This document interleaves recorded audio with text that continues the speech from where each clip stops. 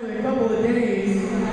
He comes from the University of Michigan. Before that, he coached at Grand Valley State University, where he was the top assistant. He's been heavily involved in the process of monitoring academic success of the programs he's been through. He's been responsible for some great defensive strategies. He's been coordinating practices at a bunch of different stops. He is your new women's basketball coach. Give it up for Mike Williams.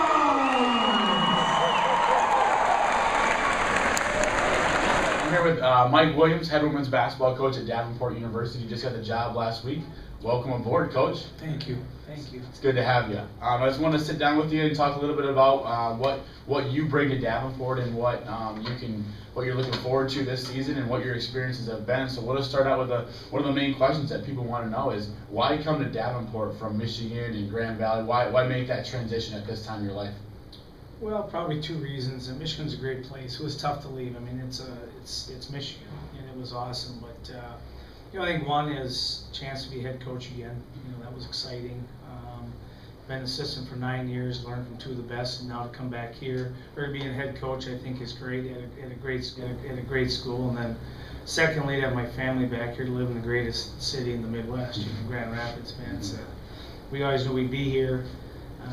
Her family's from here. We've got some stuff here, so the transition was easy, and it seemed like a no-brainer to come back here. Good. Now you mentioned your family. Obviously you're married and have a couple of kids. Talk a little bit about your wife. Talk a bit about your kids and how old they are, and just how exciting it is to bring them to a new school.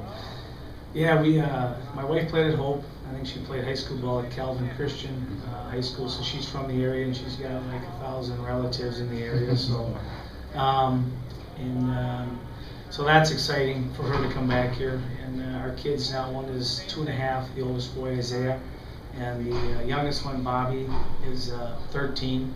My wife named the older boy, and then I got to name the younger boy. So what's the story behind Bobby? Yeah, we're both kind of slow or challenged athletically, and so I thought if I named him Bobby Williams, it would sound, at least he'd sound quick. That's a Michigan State guy, though, Bobby Williams. Yeah, that's right. Good old football coach. Yeah, he had a couple of good years and a couple of tough years. Yeah. But, Now, obviously, there's a lot of challenges that you face coming in kind of late to the season, but what are some of the biggest challenges you see coming in to this team, especially off the season they had last year, a 37-1 national runner-up team? What do you see as your biggest challenges? I think there's two, and I think number one is to keep that cohesiveness going. Anytime there's a transition from year to year, especially after what a year they had last year, the next year that's always challenging. Secondly, anytime there's a new coach, for whatever the reason is, it's a major transition. That'll be, we got to work that through. And then I think replacing some of the players that they had. Obviously, the post player, Reed was a good player, and Jeannie, and then Binky could score, an All-American. But then the one that I watching video from last year, you don't replace is Christy Bean. She was all everything, and so that'll be a challenge. I'm gonna have to probably, looks like right now, pick that up by committee.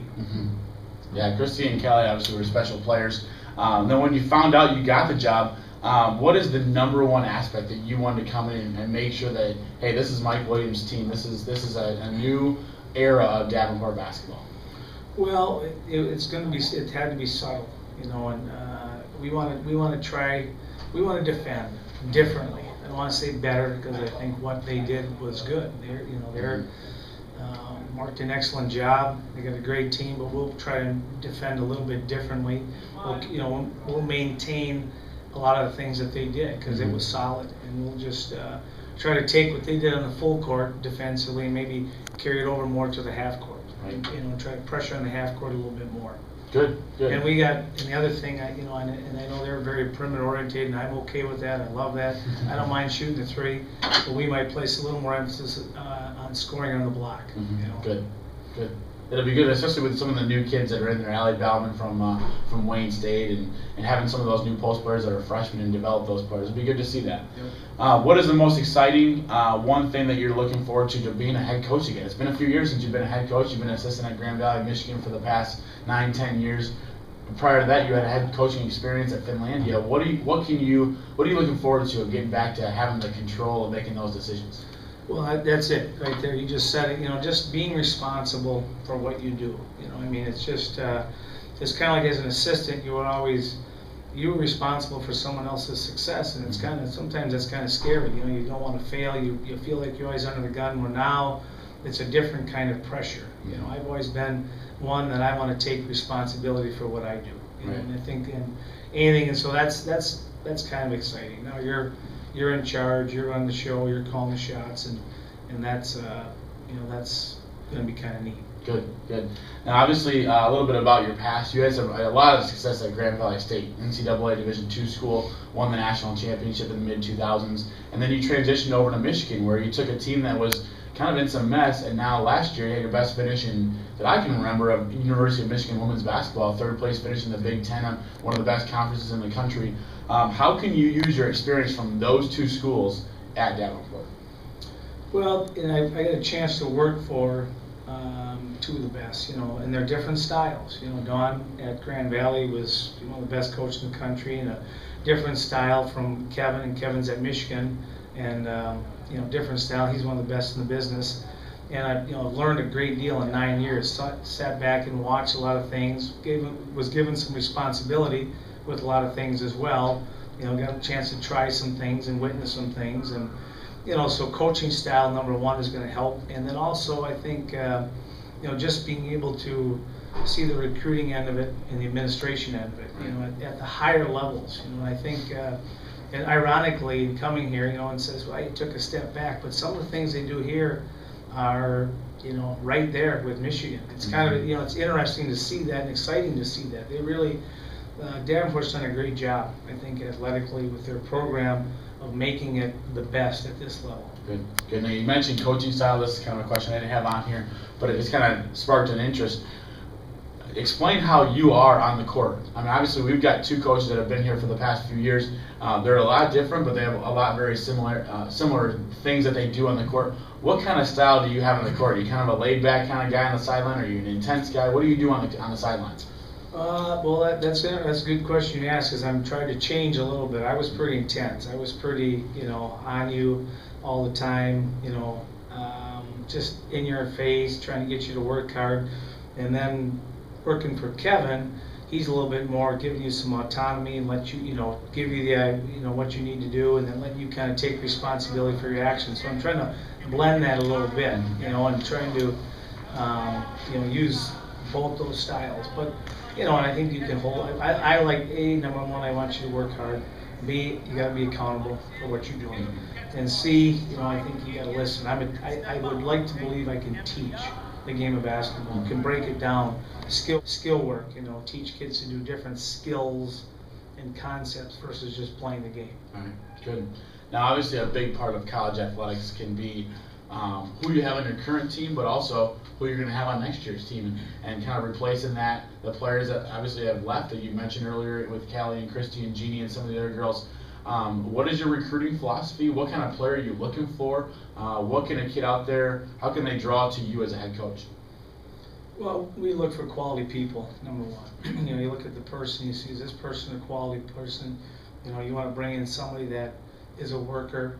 You got to be someone that has a good, solid work background, work ethic, and then, someone that's a talented player. And I don't want to get too caught up in recruiting a point guard or post player. If a player's a good player, you can kind of find a spot for him. Mm-hmm. And I think that's going to be hopefully the case this year. They had, you lost a post player and a point guard that were two of the best at this level. Mm-hmm. I haven't seen any better. And now you got to replace them, but I think we can do it by committee. Mm-hmm. And so, I don't want to pigeonhole yourself in recruiting point guards and post players, because players are players. Mm-hmm. Good. Now, is there a date on your schedule that you're looking forward to so far? Obviously, the first date, play second on an exhibition game, and you play this weekend in some scrimmages. Is there a date out there that you've kind of circled and kind of set bars like, hey, I'm really excited to play that team or that game, or see that coach? Is there something like that you're really looking forward to? Well, there's kind of two. I know Cornerstone, and I really like Carla. I was here at Grand Valley, got to know her really well. She does an awesome job. And I know that's kind of one of the unwritten rivalries with Davenport, so I think that's a big game. And then Concordia, You know, Andrew's done a great job over there, and they've got a good program. A lot of some of those kids we did recruit when I was at Grand Valley. Now they're playing there, so the names are familiar, and so I think those are two of the teams that, at least watching some film from last year, just identifying the players and the coaches, that'll probably be two of the top teams in this league. So those are big games for us. Now, obviously, the WAC, you'd mentioned a couple of the schools, Concordia, Cornerstone, Aquinas, have all had great success over the past few years. The WAC's going to be a great regular season again this year, as it always is. Coming off a 16-0 year, what are you looking forward to in this year? Of you guys have won 5 straight WAC regular season championships. How do you keep that going, and what are you looking forward to in the conference season this year? Well, we're gonna try to get better every day. I think now it's different. What we're doing is different. So it's a change. We're gonna try to get better every day. Obviously, we don't want to rock the boat. The success here, they've been very successful, and we're trying to make subtle changes, but keep the core of what they've been doing because it's solid. And then thirdly is I think whether you lost 4 starters, yep, that's going to be tough. But still, when you got that tradition, you want to compete, for that conference championship. That's what you want to do. And I agree. I think, like I said, just watching a lot of film from last year and seeing the returning players, it'll be a challenge, but obviously it's something that's obtainable. Definitely. And last question is, give me one goal for 2011-12. You've probably already talked about that with your coaching staff, with some of your players. What is one goal for 2011-12? My goal, really, for the first, probably just get through the first year. There's a lot of different challenges, and just get through the first year. But I think we talked about it. We never really talked about winning a national championship, but we do kind of pin our tail on winning a conference championship. I think that's the first goal.